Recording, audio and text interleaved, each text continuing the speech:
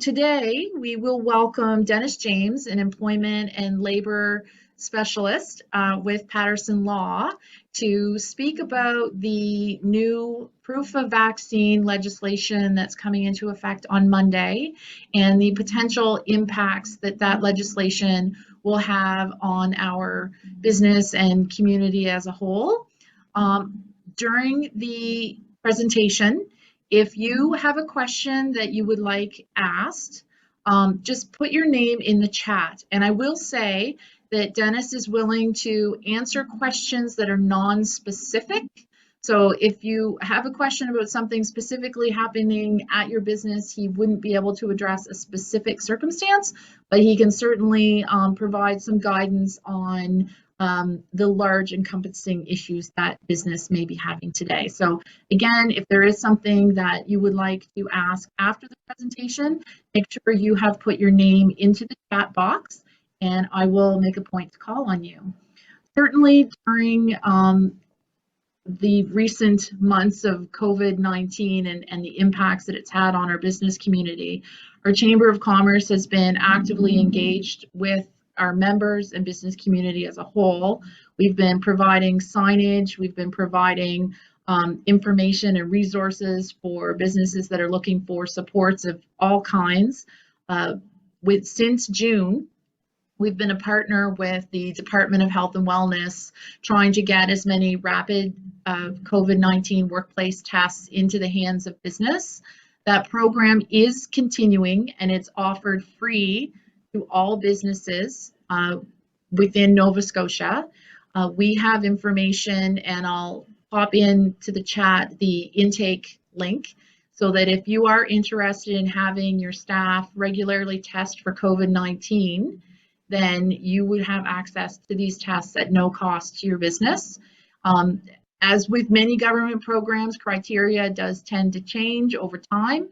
So if it's something that you're thinking about now, I would urge you to not hesitate and get your business in the program. It's better to be set up and have it ready and be informed on how it works rather than really needing it and not being able to access it for weeks if you get to the point where you feel that it's important to have. So I encourage you to apply for that. And again, that resource is free.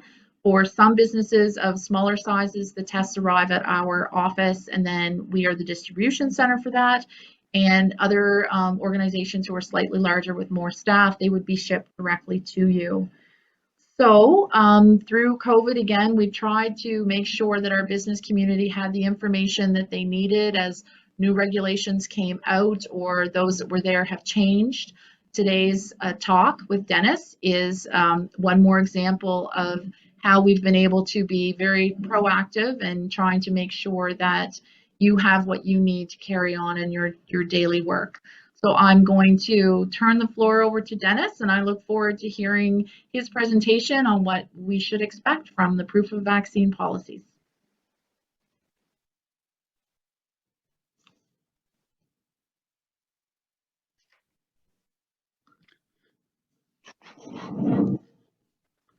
Okay, so just let me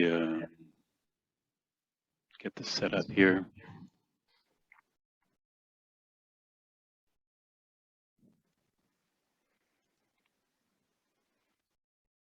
Okay, so everybody should be able to see a slideshow that says vaccines at your work.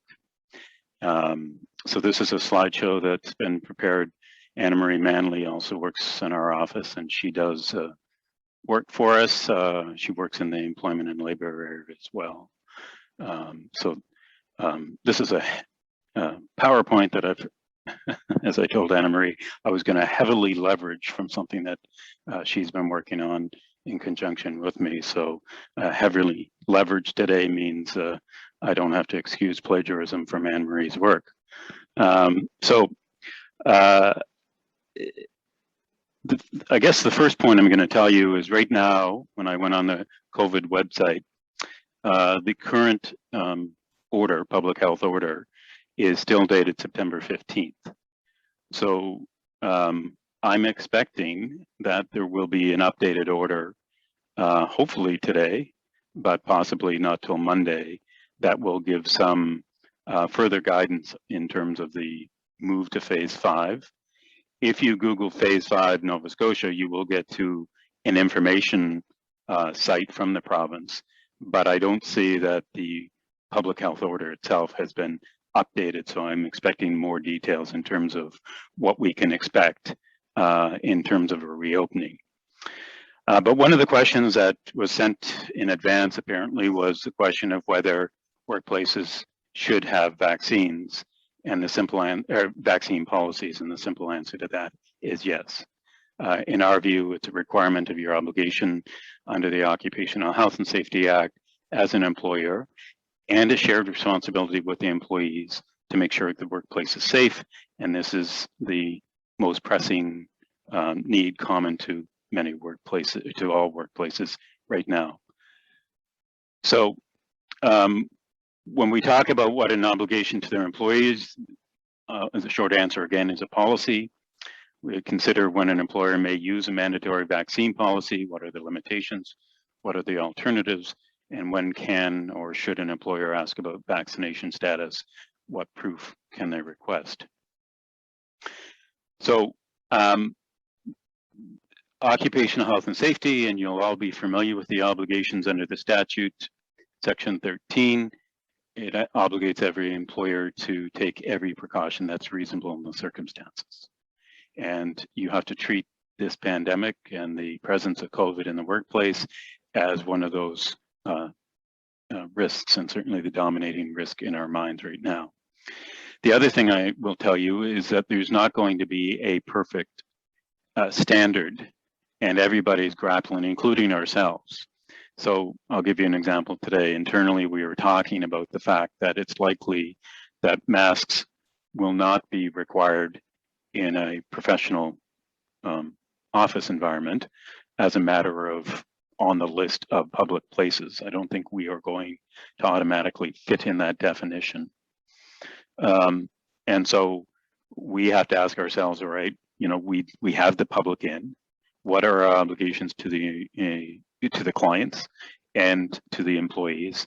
If we still not automatically considered a public workplace, if that's what it turns out to be, then how do we balance our obligations under the Occupational Health and Safety Act with the public health guidance? And then how do you translate that into a policy that could sustain a challenge if you actually ended up moving to terminate employment or bring discipline over someone who works for you who may not agree with everything you want to do in the policy.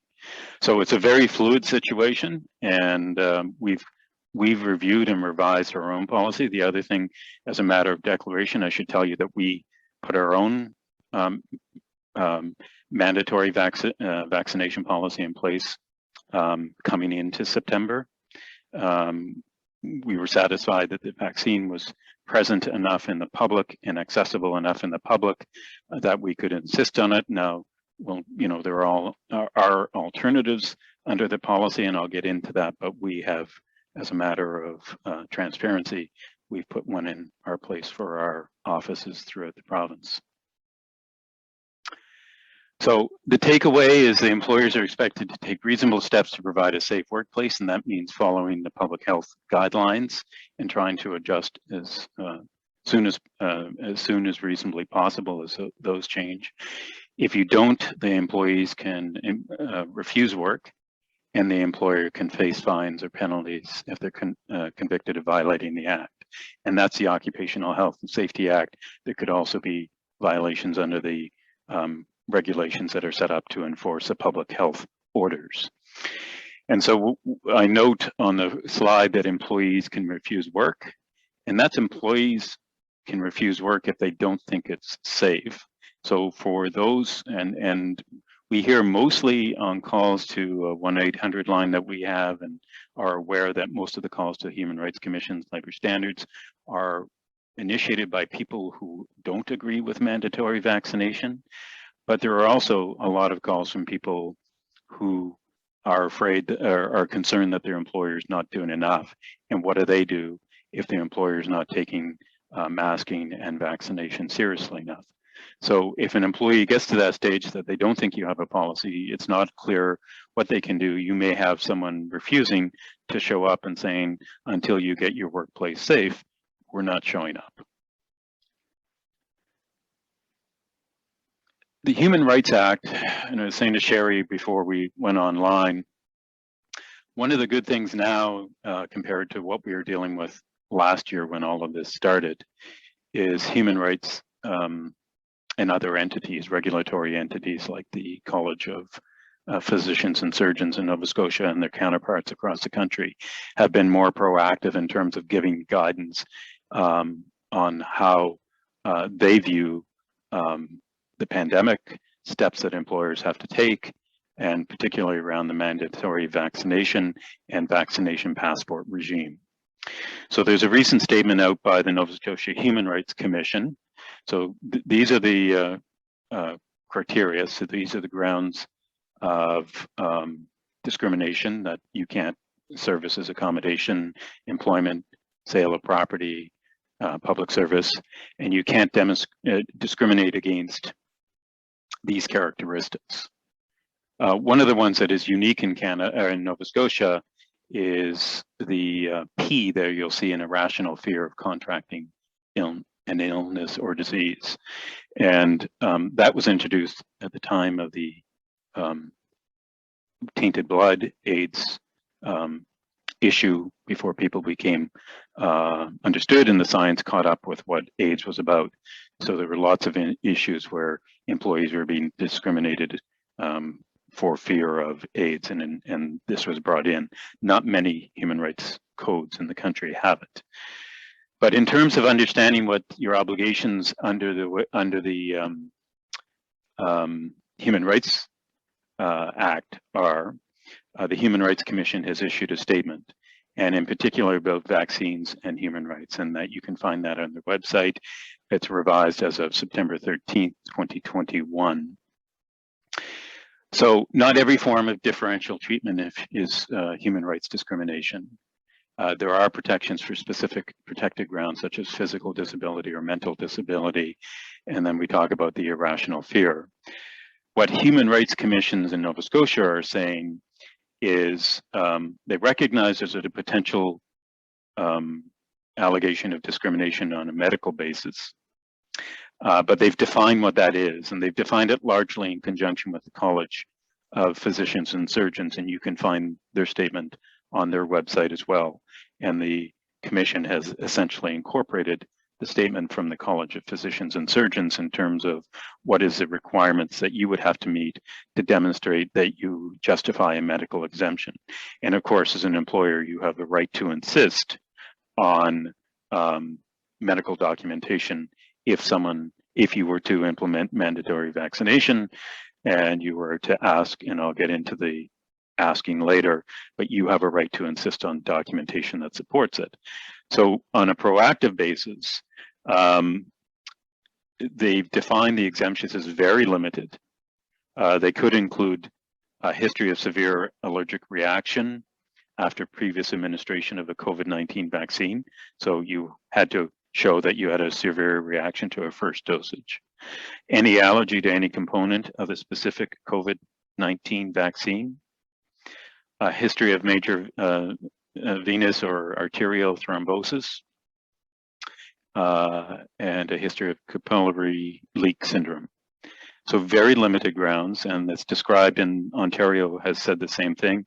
It's very rare circumstances that would provide an exemption, medical exemption, for a vaccine, according to the Human Rights Commission. And I'm told that the calls into the Human Rights Commission have been so overwhelming that they will tell people when they are contacted that this is the type of evidence that they see before they need to see before they begin any investigation into a potential allegation of discrimination on the basis of a medical condition or disability. So I think that's important to understand, that the Human Rights Commission have tried to be proactive, tried to set the standard that there's a threshold and that people can't just, without justification, throw in around a request not to be vaccinated based on medical condition. In terms of the other types of calls, so that's one type of calls that we've been getting a lot of, and the Human Rights Commission has been inundated with. The other basis that people are calling about, A, is their freedom of choice, which is not a protected ground under the Human Rights Act. And then the other one is religious, that there's some religious practice. And what the Human Rights Commission has said rightly, and this is based on other case law, not all beliefs are protected under the Human Rights Act. So it's only religious beliefs that are sincerely held and connected to a faith that must be accommodated in the areas protected under the Act. And the Manitoba Human Rights Commission has gone further than most and has actually stated on their website in their advisory that they are not aware of any religious underpinning, faith underpinning to vaccines. So Human Rights Commissions have not necessarily closed the door, but they have communicated very strongly, A, that just simply because you have a personal belief, you're not under the Human Rights Act. It has to be one of the categories of discrimination. And certainly when you get into religious beliefs, you can't just say it, you have to have and be able to demonstrate that it's in an organized faith with a recognized creed that speaks to the issues. And as I said, the Manitoba Human Rights Commission has gone a little further than the rest and said they are not aware of any religious underpinning at this point. So it's so when you hear that pushback, if you hear that pushback in your workforce, just understand that background to it. Yes, it is consideration for you, and you always have to apply, meet the requirements of the Human Rights Act, not to discriminate. But in these times, it's been thrown around, I would suggest, loosely by people who have a personal belief, genuinely held, that they shouldn't, don't want to be vaccinated and shouldn't be forced to. All I'm telling you now is that the likelihood of that grounding under the Human Rights Act is very limited. And they'd have to have objective medical or other evidence, depending on how they're trying to advance the claim. And of course, under our legal regime, we always look at what are the balances, rights, individual rights, protection versus a greater good. And when you're in the middle of a significant health pandemic, you can imagine that there's going to be a lot of tolerance by the courts and human rights commissions in terms of what's reasonable and what are reasonable compromises of individual rights. So this is Human Rights Commission has updated. This has been a long-standing statement by the Human Rights Commission on the masks. And they have updated it more recently to September 13th, which reflects a statement from the province that says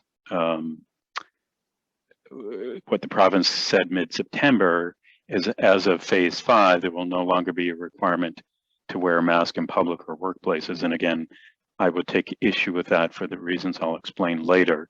But this is what the Human Rights Commission talked about. And essentially they're saying the same thing as vaccines. There may be occasions where you could justify not wearing a mask due to a disability, but the threshold is high to prove it. And of course, you can look at alternatives like plastic shields, which don't have the same issues. Masks may not be suitable for children. And if you're dealing with people who have intellectual or cognitive disabilities, such as autism, those may be challenges and those are acceptable circumstances. So the notion of the commission weighing in on vaccines and masks is generally been consistent by them when they've chosen to try to give some proactive advice to people. So there's a potential tension between providing a safe workplace and the needs of employees who cannot be vaccinated on a human rights grounds. On its own, an employee's choice not to be vaccinated is not a protected ground. And I think that's really important because I can just tell you the number of calls that have been coming into our office and others. There's a lot of various scenarios of people who are not wanting their kids vaccinated at school, not wanting to be vaccinated at work, and what their rights are.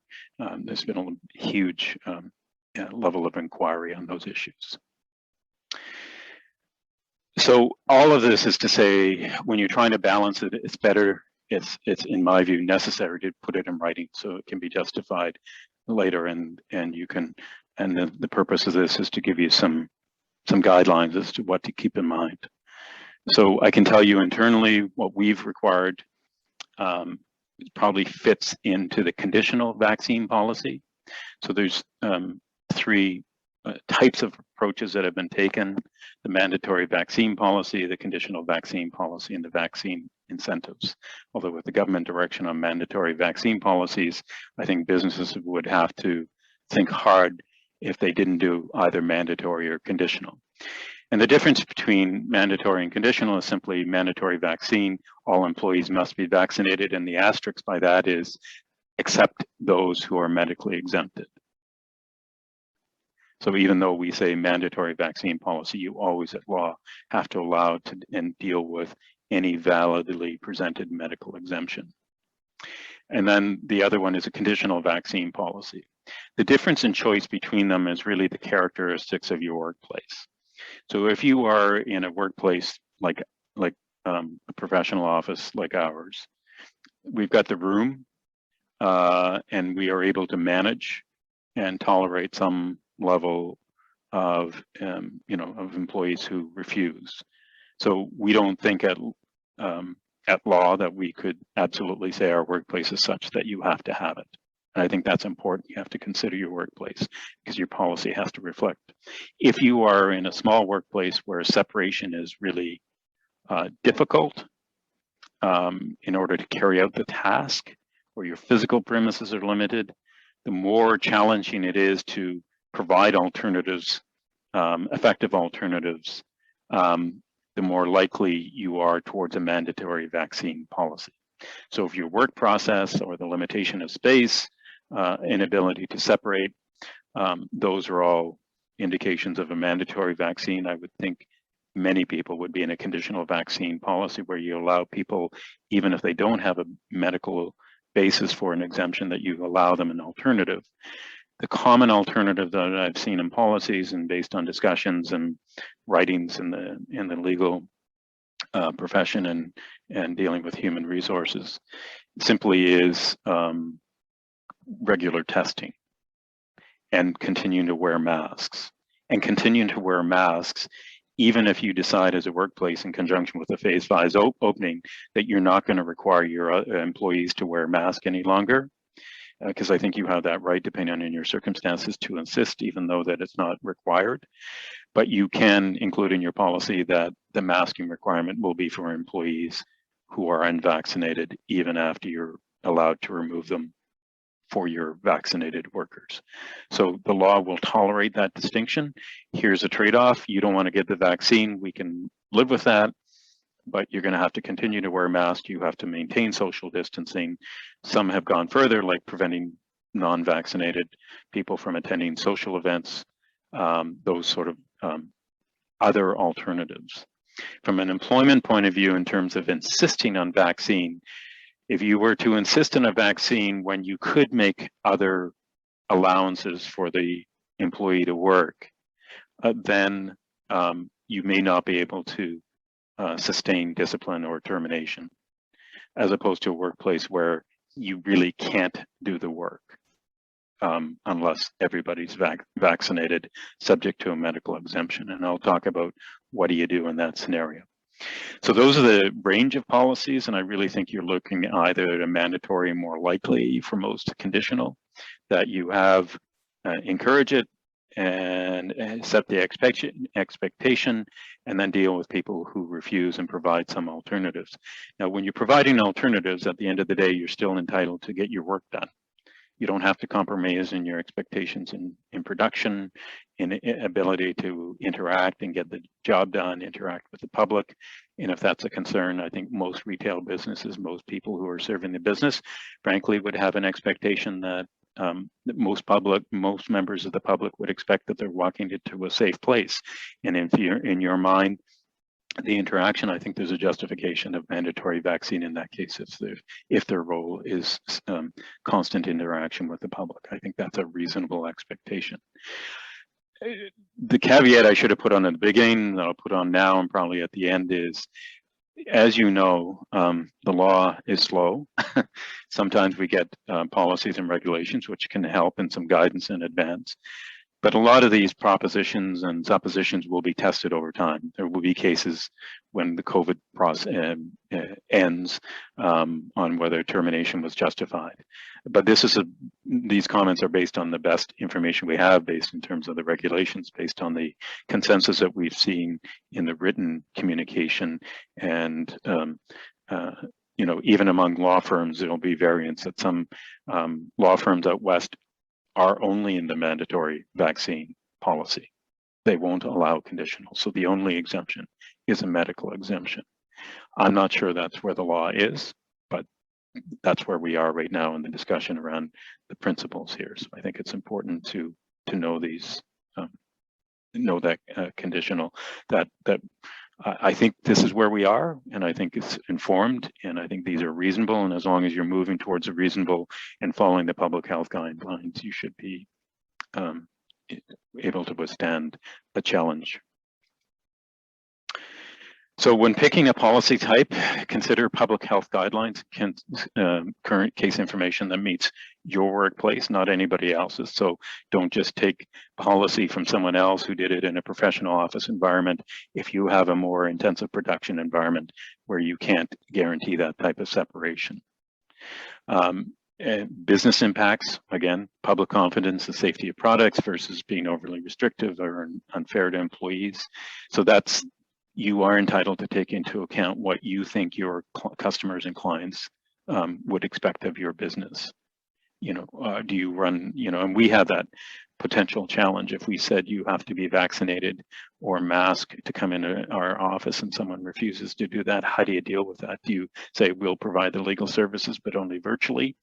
In some cases, I know many businesses that are online today can't do that. I mean, they have to have in-person service. And so that's a reasonable expectation to know what you have to do at the end of the day to stay profitable as a business. You can also take into account employee morale and workplace culture. So if you have you know, workplace that's been loyal to you and they are concerned that your policy be stricter rather than looser, that's a valid consideration for you. It doesn't allow a gang mentality against dissenters, but it allows you, it's a valid consideration to take into account.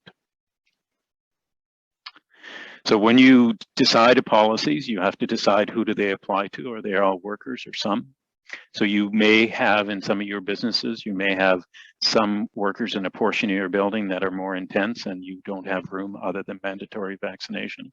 And you may have an area where you don't see as many, you may not see the customers, it's more controlled, and you're able to make that exemption and look at alternatives for them. That may go back to the employee morale and the consistency across the workplace, and the fact that you may not be able to control the interaction between those who are in the public and those who work in the back. But those are things that you can take into account. When you put your restrictions and rules, think through the practicalities. I know that the province has announced that they are moving away, if they've not already enclosed, the asymptomatic testing facilities that were open through much of the summer.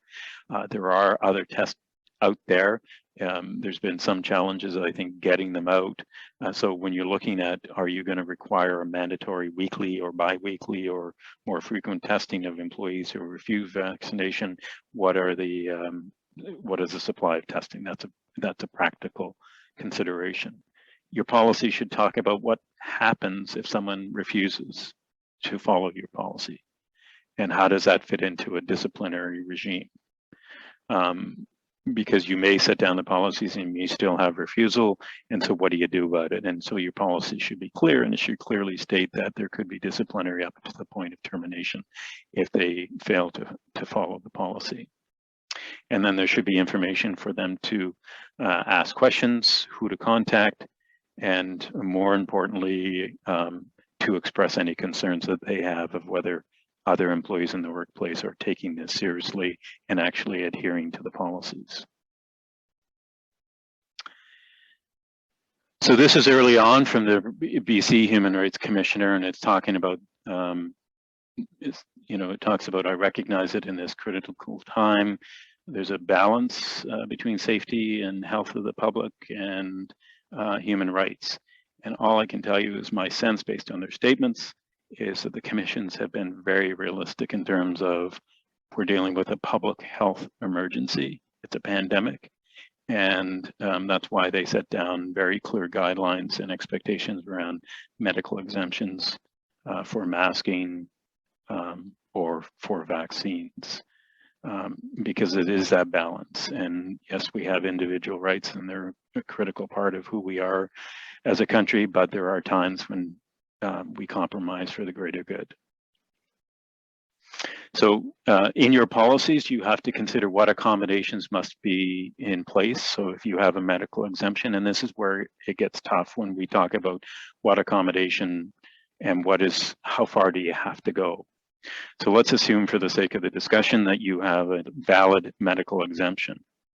But that valid medical exemption and the inability of that employee not to be able to get vaccinated, can they do their work in your workplace based on the setup? Can you make that work? And how far do you have to go? So, the law says you have to go to the point of undue hardship. And it says undue hardship requires the evidence. So you'd have to absolutely say, you know what, I cannot make this work for you. I'm not going to fire you, but you're going to go on an unpaid leave of absence, because I can't pay you. There's nothing left in your job if you can't be vaccinated, because if you have a front person and their job is entirely serving the client, customers, and there's an expectation among customers that your staff and workplace will be safe to deal with, that's a real issue for you. And you may have to look.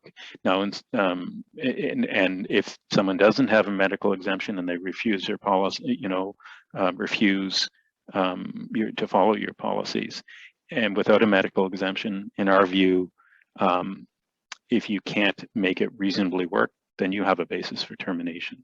But for a medical exemption, you have to be careful, and you have to go short of that. So let's assume that you have an employee, you have someone who goes around in other people's workplaces selling for you. So their entire job is selling your product, and they're out there and visiting. I don't think it's reasonable to think that you could allow them to go out there knowing that they are not vaccinated. Certainly not doing it without advising the customer ahead of time and asking for their express consent. So what if there's nothing else left for that person to do in your work? What do? They have a valid medical exemption on a human rights grant, or medical exemption not to be vaccinated, but that doesn't take away from your obligation, and you can't take that risk and put it. So I think in that circumstance, that type of circumstance, where unless you could move them to another function easily without just creating a paid position that's not productive and not contributing to your bottom line, I think you're looking at things like unpaid leave of absence till this settles down. I think that's realistic, unless you can make it work. So your accommodation is not perfection, it's reasonable. And generally speaking, in terms of accommodations at law, the courts will, let's leave the COVID-19 aside, but if someone is medically unable to do the work on a full-time basis and you can cobble together a part-time work, that's reasonable accommodation, as long as you can show that you went through the steps to look at every other possible option. So that's an example that gives you some guidance of what the courts expect. They don't expect perfection. They expect full cooperation. And if you're going through the medical exemption claim, again, you're entitled to medical information that supports that there is a valid exemption. And then if you have that and you look around your workplace and say, can they do their job? And if they can't do their job, is there something else that I can do, shifting a few things around that still makes it productive, and I can justify paying this person for doing that, then you have to seriously consider making that adjustment, at least on a short-term basis. So your policy should be, it doesn't have to be detailed. It can simply say that anybody with a valid medical exemption will be accommodated. Proof is required, and recognize that duty to accommodate, and put the onus on the employee, put that onus on the employee to raise it, because at law, it is the employee's obligation to raise with the employer a legitimate basis for not being able to follow the employer's workplace policies. So they have to come to you. If you put a policy in place and they say nothing and then just didn't show up because they're offended or feel that their policy violates and they didn't give you a chance to deal with it, that's not your problem, that's their problem. They have a duty at law to raise it and to cooperate fully, and including the accommodation. So that means they have to, if in the part-time scenario that you find work for, that's their obligation to cooperate and make that work. They don't have a right to insist on full-time work if you can't make that happen given the limitations. And so those principles apply to the COVID situation and the vaccine. So where the work environment does not allow for alternatives to the vaccine, or there's a public health mandate, termination may be justified. These are the refusal itself will not usually amount to justification, but again, this is a devolving area. And I think we're getting guidance from statements from both levels of government in terms of what they will do. And you'll know that one of the things that the current federal government has announced as a priority is to put a mandatory vaccine. I've heard their spokespeople talking about unpaid leave of absence for those who refuse or cannot be or cannot because of medical exemption. Now that'll involve dialogues with unions and the like, but people are trying to figure out how far do you go. But as I said, I think if you have a workplace where you can't function without mandatory, I think it's justified to consider those options. And I think your policy has to address this. And certainly termination without cause. And again, in Nova Scotia, you have to be concerned about tenure plus employees. But generally speaking, you would be able to, if you don't want to push it on a cause basis, but want to deal with it on a without cause basis by giving notice, that's an option as well.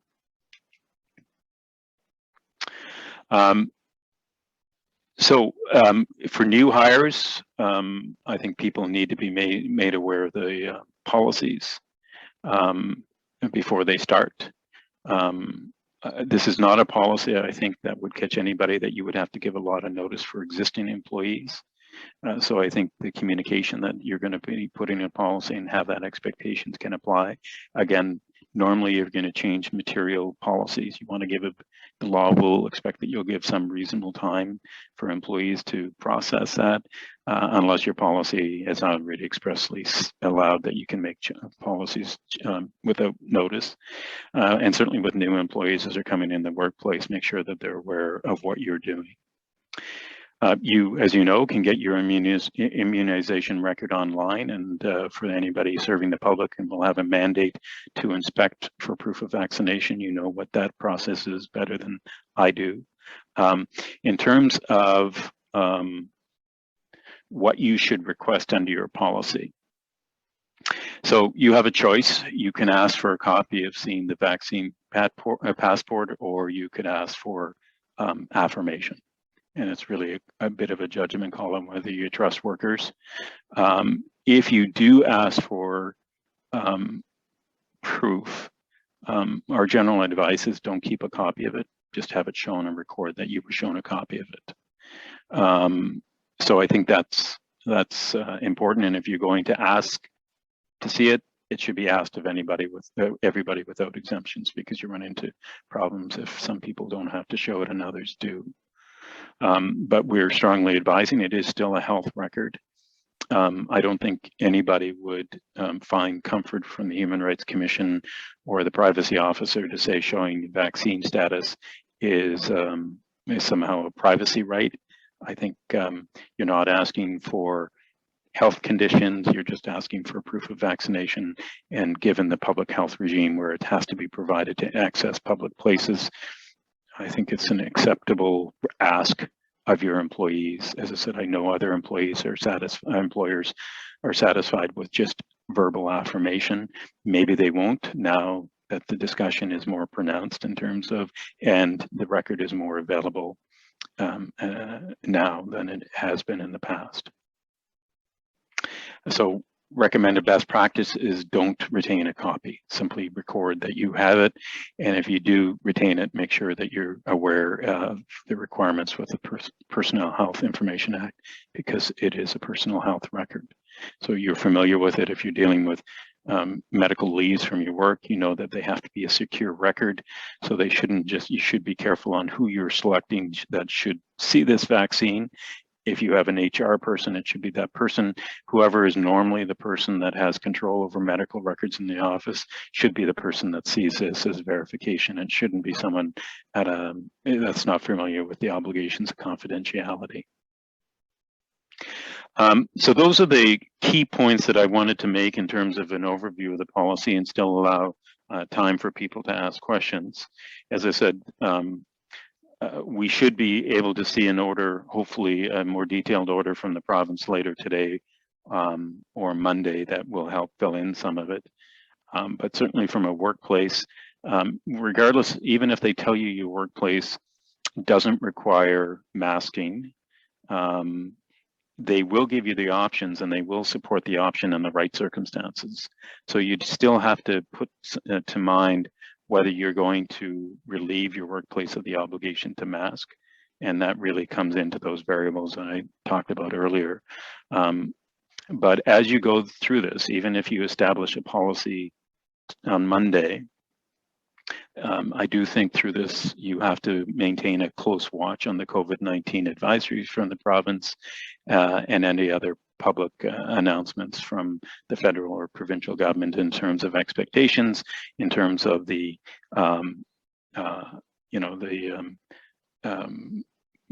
presence of COVID in the province. I mean, we're seeing New Brunswick really, in both Nova Scotia and New Brunswick, everywhere on the uptake, but New Brunswick is quite severe right now. So as an employer, I wouldn't say a policy I put in place on Monday, October 4th is still in place, 2 months later if I haven't been paying attention to what's going on. And that's just common sense. So don't assume that once you put it in writing, you'd leave it. You always have to go back. You may have to go, if you let up on masks, you go back and review that. You may be forced to under public health guidelines, but I would suggest that you have an obligation that at occupational health and safety that says you may have to make those judgments before you get guidance from public health. So it's a fluid situation right now in everything, both in terms of as we struggle through in the public health guidelines and the legal and the balance between our right to mandate these types of things as employers versus individual rights as employees. So it's fluid, and it's important to stay current by maintaining alert to what's in the news and what's on the COVID-19 website in particular. So I'll leave it at that. Wonderful. Thank you so much, Dennis. And while you were talking there, I was still getting emails from people, reiterating some of those same questions about, staff members who weren't vaccinated and what do they need to do. And the policies, I know for weeks will probably still be trying to sort through, as you mentioned, things are quickly evolving.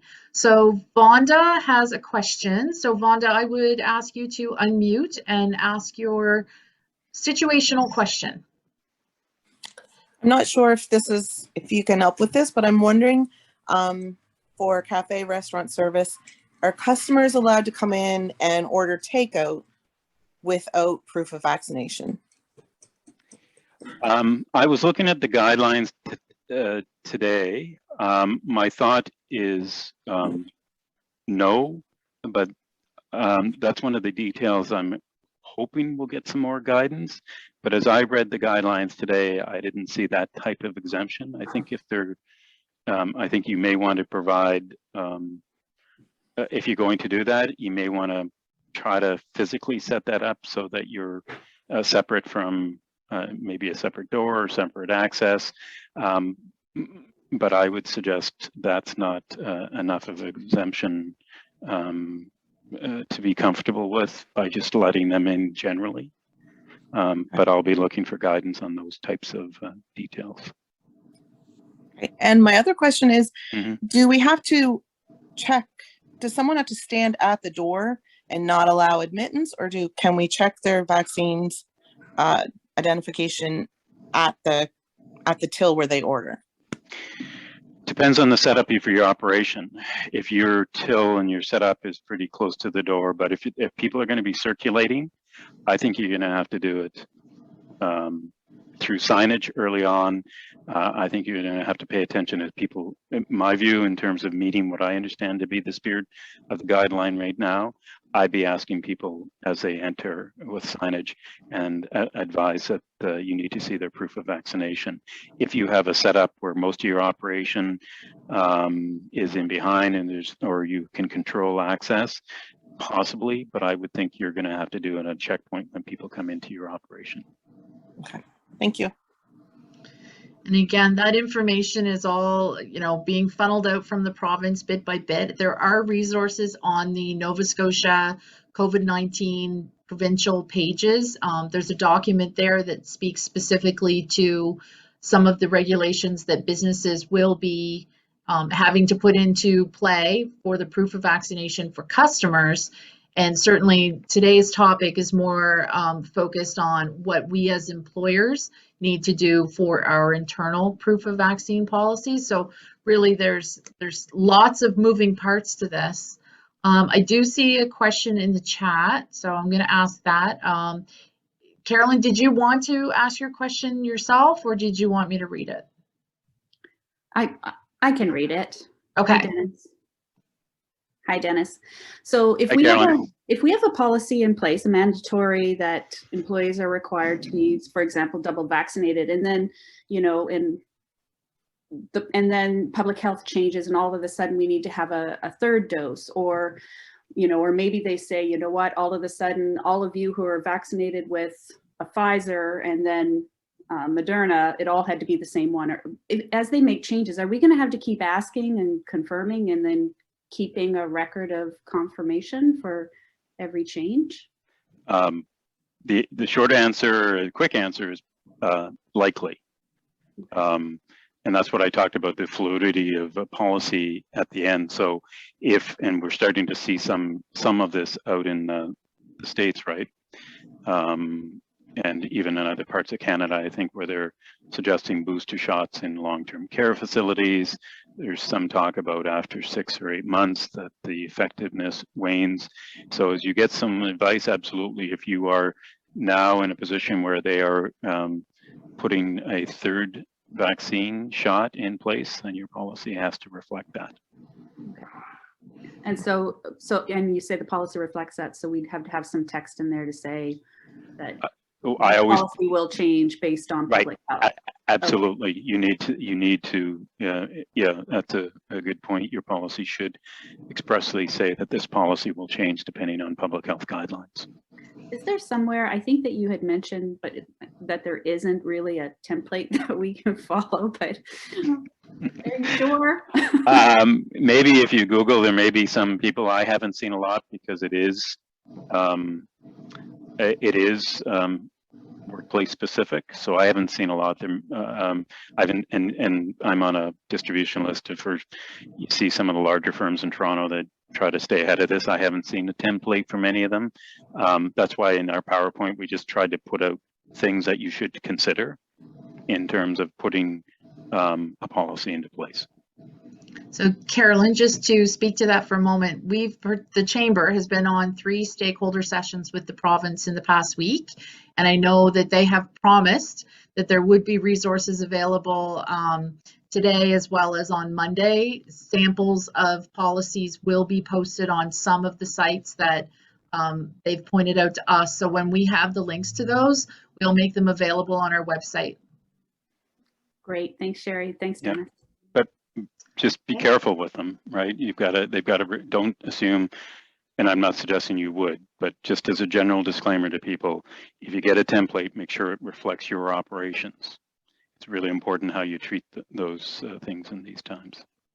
Excellent advice. So there is a comment there that says, I notice a lot of law firms are enacting proof of vaccination to be employed. Do you think this will likely be more widespread moving forward? Absolutely. I wouldn't be surprised. I would be surprised in any of the larger firms, mid-size.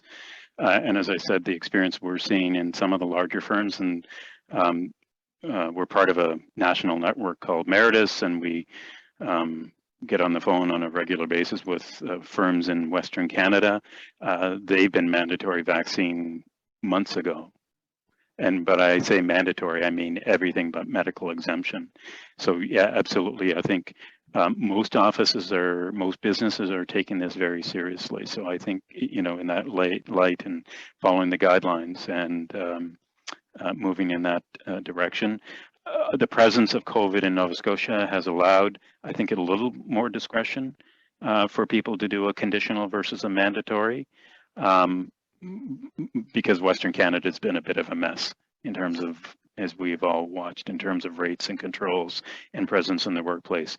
So their conclusion is that their public health situation out west. So absolutely, I know that lots of examples in Ontario where the downtown firms are just not even allowing people to show up at work. They're going to continue quite a remote presence, virtual presence. So, you know, we're a little bit shielded from some of the things that are going on because we have successfully as a province maintained a reasonable control over COVID. So we've allowed greater discretion. In other jurisdictions where that's been unsuccessful, businesses have gone quite far, including law firms and accounting firms. Excellent. So I just put in the chat, last call for questions. We're almost at our hour with Dennis, and he was so accommodating when I reached out on Monday to say that we were having many calls at the office, and we certainly knew that it was something that our members would appreciate, having some one-on-one support on this topic. So is there anyone else that has a question that they would like addressed? Okay, Greg. You'll be our last. Greg, please unmute. Sherry, I saw a question about sharing the PowerPoint. Happy to send it to you if you want to distribute it. Wonderful. Thank you, Dennis. And we will have a recording of this webinar on our YouTube channel later today. Hi, Dennis. It's Greg Dill. I'm wearing my Legion hat today. And one question is, as a vet, can you hear me? Yes. Okay. As an event venue, as far as checking for double vaccination, is that the responsibility of the Legion as the venue, or if somebody rents the venue, is it their responsibility, or can we pass that on to them for the double checking or the checking? Yeah, my own view off the top, I would say that's something you can pass on in your rental agreement or your lease agreement. If I would want them to produce to you how they're going to do it, so it's not just a simple promise. But I think that's something you can successfully manage and put it on the host of the event. Okay, we have a policy that indicates that employees and volunteers and the executive and everyone is required to have a vaccination to enter the building. Right. Is that a defendable position? Well, on a high level, as I was saying, if you know, given that you know, the Legion is open to public service, you know, obviously clientele, people come in and out of the events, either yours hosted or hosted by others, the nature of the event and the operations, all those I think suggest that you probably be able to successfully enforce a mandatory as opposed to a conditional. So I think you're in a situation, sounds to me like you're closer in a situation with a mandatory, so that unless there's a medical exemption, you can insist on compliance with your policy. Okay, thank you very much. Okay, well, once again, thank you so much, everyone, for your time, and thank you, Dennis, for chatting with our members today. We know that COVID isn't going anywhere soon, and I encourage any of you that have questions or need information to reach out to us, because certainly when a group of people have similar questions, we try to do everything we can to get you answers. So please reach out to your chamber. We are here to support you as the business community. And thank you, Dennis, for being here and representing Patterson Law today. And again, have a wonderful day. Okay, thanks. Thank you.